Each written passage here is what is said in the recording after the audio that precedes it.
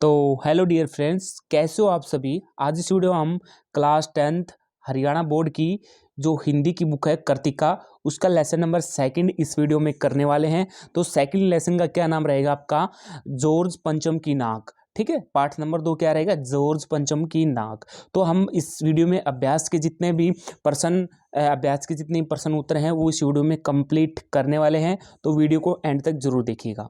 तो first question क्या दे रखा है, सरकारी तंत्र में जॉर्ज पंचम की नाक लगाने को लेकर लेकर जो चिंता या बदहवासी दिखाई देती है वह उनकी किस मानसिकता को दर्शाती है। तो हम आंसर को स्टार्ट करते हैं। इससे पहले क्या दे रखा है कि भी सरकारी तंत्र में जॉर्ज पंचम की नाक लगाने को लेकर जो चिंता या बदहवासी दिखाई देती है, ठीक है, उससे उनकी गुलाम मानसिकता का बोध होता है। मतलब क्या है, उसकी जो मानसिकता है वो क्या है, गुलामी तरीके की बोल सकते हैं। ठीक है, इसे पता चलता है कि वे आज़ाद होकर भी अंग्रेजों के गुलाम हैं। मतलब क्या थे पहले, जैसे हम क्या थे, इंडिया क्या था पहले अंग्रेजों का गुलाम था। इसी तरीके से इसमें क्या दे रखा है, इस क्वेश्चन में दे रखा है कि भाई आज़ाद होकर भी अंग्रेजों के गुलाम हैं और उन्हें अपने इस अतिथि की नाक बहुत बहुमूल्यवान प्रतीत होती है, जिससे भारत को गुलाम बनाया और अपमानित किया।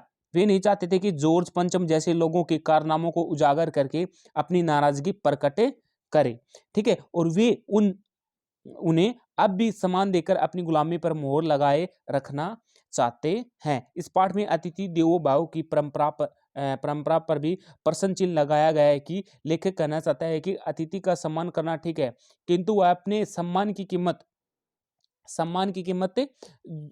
जो कीमत है पर नहीं होना चाहिए। मतलब ठीक है, किंतु वह अपने सम्मान की कीमत पर नहीं होना चाहिए। ठीक है, ये क्वेश्चन था। क्वेश्चन नंबर जो सेकंड है वो क्या है, रानी एलिजाबेथ के दर्जी को परेशान का क्या कारण था, उसके परेशानी को आप किस तरह तर्क संगत ठहराएंगे। तो क्वेश्चन नंबर सेकंड रहेगा, दर्जी रानी एलिजाबेथ के दौरे से परिचित था। ठीक है, क्या था, जो दर्जी था जो कपड़े वगैरह सिलता है वो रानी एलिजाबेथ का वो क्या था, उसके दौरे से परिचित था।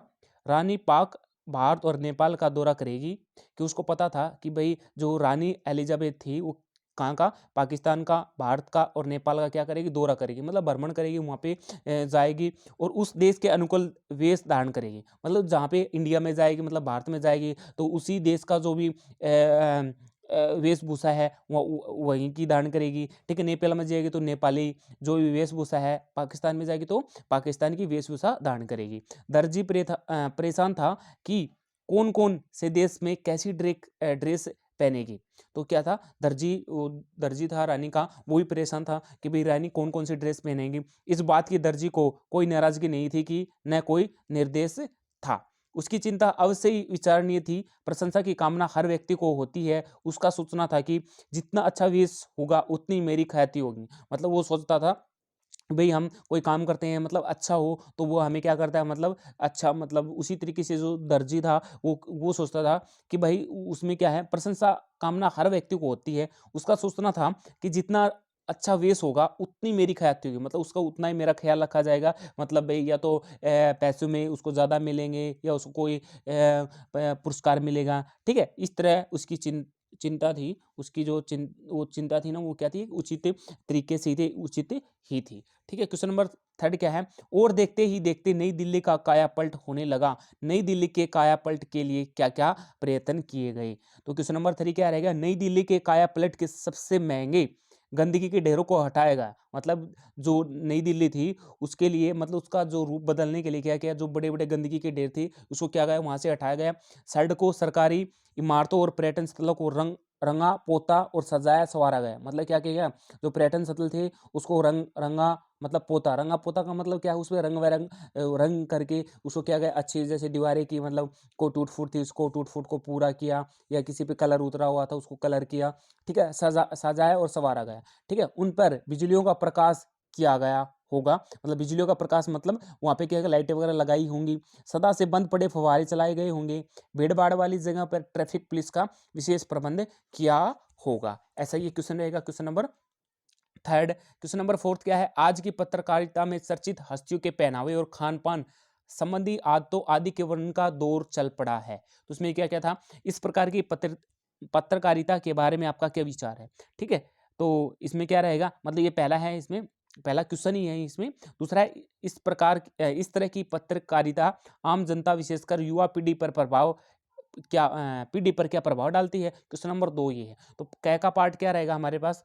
कै का पार्ट है डियर फ्रेंड्स, आज की पत्रकारिता में चर्चित हस्तियों के पहनावे, खान पान संबंधी आदतों को व्यर्थ ही वर्णन करने का दौर चल पड़ा। मतलब क्या है, जो आज की पत्रकारिता है उसमें चर्चित जितनी भी हस्तियाँ होती हैं उसका जो पहनावा होता है, पहनने जैसे कपड़े वगैरह पहनते हैं, या खान पान संबंधी कोई भी, जैसे खाना वगैरह खाते हैं आजकल, जो भी खाना खाते हैं, मतलब अलग तरीके का होता है। जो बड़ी बड़ी हस्तियाँ होती हैं उनका आदतों को व्यर्थ ही वर्णन करने का दौर चल पड़ा है। इससे जन सामान्य की आदतों में भी परिवर्तन आ गया है। इस प्रकार की पत्रकारिता के प्रति मेरे विचार की, इस तरह की बातों को इकट्ठा करना और बार बार दोहराकर महत्वपूर्ण बना देना पत्रकारिता का प्रशंसनीय कार्य नहीं है। मतलब क्या है, इस तरीके की बातों को, जैसे कोई बड़ी बड़ी हस्ती होती है, जैसे कोई एक्टर होता है, उसकी जो उसके बताएंगे कि भाई ये इस तरीके से पहनता है, इस तरीके से खाना वगैरह खाता है, ये इतना स्टैंडर्ड का है। तो इसमें क्या है, ये व्यर्थ की बातें हैं। मतलब इसकी जो प्रशंसा है वो क्या नहीं है, प्रशंसनीय जो आपकी कार्य होता है उनका, वो बार बार दोहरा कर क्या करते हैं, मतलब आम आदमी पर उसका क्या प्रभाव पड़ता है। ठीक है। दूसरा क्या बोला है, पत्रकारिता में ऐसे व्यक्तियों के चरित्र को महत्व दिया जाता है जो अपने चरित्र पर तो कभी खरे उतरे नहीं, पर चर्चा में बने रहने के कारण असहज कार्य करते हैं जो पत्रों में छा जाते हैं। ठीक है, ये क्वेश्चन दे रखा है। सेकंड पार्ट क्या दे रखा है इसमें, चर्चित व्यक्तियों की पुनः पुनः की चर्चाएं युवा पीढ़ी पर बुरा प्रभाव डालती है। उन चर्चित व्यक्तियों की नकल करने का प्रयास, उन्हीं की संस्कृति में जीने की बढ़ती हुई इच्छाएं युवा पीढ़ी के मन में बलवती रूप धारण कर लेती हैं, जिससे उनके ऊपर दुष्प्रभाव पड़े बिना नहीं रहती, और आने सामाजिक व्यवहार और लक्ष्य को बोल व्यर्थ की सजावट में समय और धन खर्च करने लगते हैं। एक बार फिर से अगेन रिपीट करते हैं इसको कि भाई चर्चित व्यक्ति होते हैं, उसको बार बार पुनः पुनः, मतलब बार बार व्यर्थ चर्चाएं, मतलब व्यर्थ मतलब बार बार वही चर्चाएं करने में, ठीक है, युवा पीढ़ी पर बुरा प्रभाव डालते हैं। जो युवा पीढ़ी होती है, जो युवा बच्चे होते हैं, मतलब उसमें जैसे हमारे जो आजकल के जो युवा हैं, जो वो क्या है, बड़ी बड़ी हस्ती होती है उनकी क्या है, कॉपी करने लग जाते हैं कि मतलब वो ऐसा करे तो हम भी ऐसा करें। ठीक है, तो उन चर्चित व्यक्तियों की नकल करने का प्रयास, उन्हीं की संस्कृति में जीने की बढ़ती हुई इच्छाएं युवा पीढ़ी के मन में बलवती रूप धारण कर लेती है। मतलब क्या है, जो भी व्यक्ति हैं, चर्चित व्यक्ति हैं, कि उनकी नकल करने का प्रयास करते हैं, क्या है, युवा पीढ़ी। ठीक है, उन्हीं की संस्कृति में जीने की मतलब इच्छाएं रखते हैं। ठीक है, और इसी कारण क्या था, उसके जो मन में क्या होता है, एक रूप धारण कर लेते हैं, हमें तो ये करना है, हमें तो एक्टर बनना है, हमें तो ये करना है।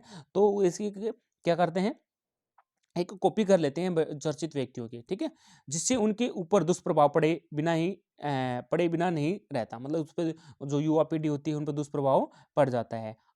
ठीक है, तो यही था आपका क्वेश्चन। क्वेश्चन नंबर सेकंड क्या रहे, सॉरी 5 का क्वेश्चन क्या रहेगा आपके पास, ये दे रखा है, जॉर्ज पंचम की, यहाँ पे क्या आएगा, नाक आएगा। ठीक है, लाठ की नाक को पुनः लगाने के लिए मूर्तिकार ने क्या क्या यत्न किए।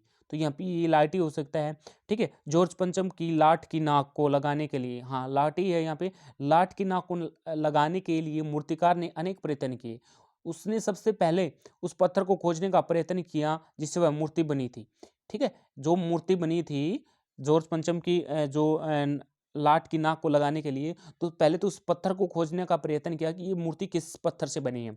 इसके लिए पहले उसने सरकारी फाइलें ढूंढवाई, फिर भारत के सभी पहाड़ों और पत्थरों की खानों का दौरा किया, फिर भारत के सभी महापुरुषों की मूर्तियों का निरीक्षण करने के लिए पूरे देश का दौरा किया। अंत में जीवित व्यक्ति की नाक काटकर जॉर्ज पंचम की मूर्ति पर लगा दी। ये थी इसकी, मतलब जॉर्ज पंचम की लाठ की नाक को पुनः लगाने के लिए मूर्तिकार ने क्या क्या यत्न किए, तो इन्होंने ये यत्न किए थे। तो इस क्वेश्चन में, क्वेश्चन नंबर 6 में क्या दे रखा है, प्रस्तुत कहानी में जगह जगह कुछ ऐसे कथन आए जो मौजूदा व्यवस्था पर करारी चोट करते हैं। उदाहरण के लिए, फाइल ये सब कुछ हजम कर चुकी है, सब हुक्मनामों में एक दूसरे की तरफ ताका, पाठ में आए ऐसे कथन छाट कर लिखिए। तो ये क्वेश्चन इतना इंपॉर्टेंट है नहीं, बाकी आप इसको पढ़ सकते हो, एक बार जल्दी जल्दी पढ़ लेते हैं। पाठ में आई ऐसी व्यंग्यात्मक घटनाएं वर्तमान व्यवस्था पर चोट करती हैं।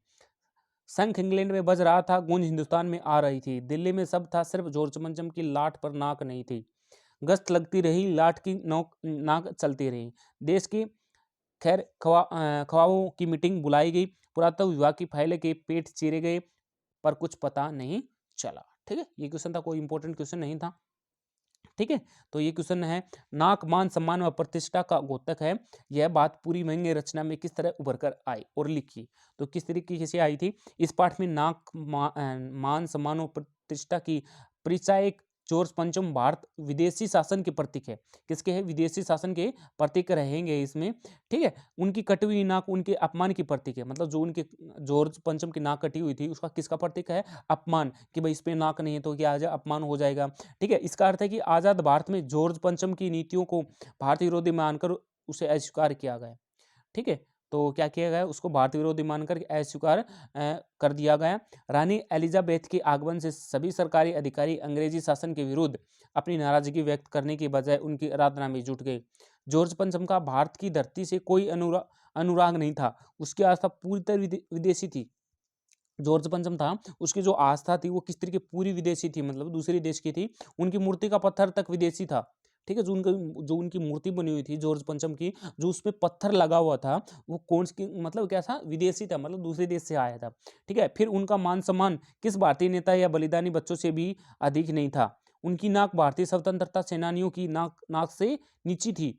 इसके बावजूद सरकारी अधिकारी उसकी नाक बचाने में लगे रहे, लाखों करोड़ों रुपया बर्बाद कर दिया, यहाँ तक कि अंत में किसी जीवित व्यक्ति की नाक काटकर जॉर्ज पंचम की नाक पर बिठा दी। यह पूरी भारतीय जनता के आत्मसम्मान पर चोट है। यह था क्वेश्चन नंबर 7 का। क्वेश्चन नंबर 8 क्या है, जॉर्ज पंचम की लाट पर किसी भी भारतीय नेता, यहाँ तक कि भारतीय बच्चे की नाक फिट न होने की बात से लेखक किस ओर संकेत करना चाहता है। तो अखबार में जिंदा नाक लगाने की खबर को कुछ इस तरीके से प्रस्तुत किया गया कि जिंदा नाक को भी शब्द और अर्थ का गोलमेल कर पत्थरवत बना दिया गया। ठीक है, जो जिंदा क्या थी, जिंदा नाक थी, तो जिंदा नाक में क्या हुआ कि भाई उसमें किसी बच्चे की या किसी बुजुर्ग की या किसी नौजवान की जो भी नाक लगाई गई थी इसमें, कि भाई इसमें जैसे देखो एक बार फिर से पढ़ लेते हैं। अखबारों में जिंदा नाक लगाने की खबर को कुछ इस तरीके की प्रस्तुत किया कि जिंदा नाक को भी शब्द और अर्थ का गोलमेल कर पत्थरवत बना दिया गया।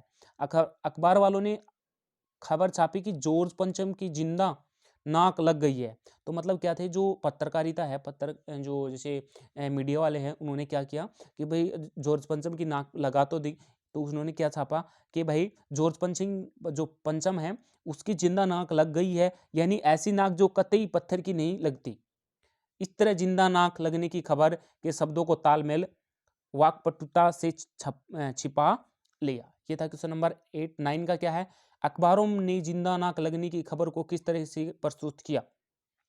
तो किस तरीके से किया था, अखबारों ने जॉर्ज पंचम की नाक की जगह जिंदा नाक लगाने की खबर को बड़ी कुशलता से छिपा लिया। उन्होंने बस इतना ही छापा छापा नाक का मसला हल हो गया है, राजपथ पर इंडिया गेट के पास वाली जॉर्ज पंचम की लाट की नाक लग चुकी है। बस उन्होंने क्या छापा कि भाई ये वो राज था, बड़ी कुशलता से छिपा लिया गया है कि जो जॉर्ज पंचम की जो मूर्ति है उस पे क्या है कि भाई जो नाक थी वो क्या है, लाट की नाक लग चुकी है और ऐसी कोई बात नहीं है। ठीक है, क्वेश्चन नंबर 10 क्या रहेगा, नई दिल्ली में सब था सिर्फ नाक नहीं थी। इस कथन के माध्यम से लेखक का क्या कहना चाहता था।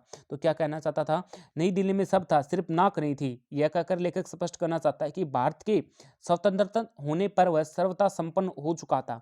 कहीं भी विपदा नहीं थी, अभाव था तो केवल आत्मसम्मान का था, स्वाभिमान का था। संपन्न होने पर भी देश स्वतंत्रता की मानसिकता से मुक्त नहीं हो रहा था।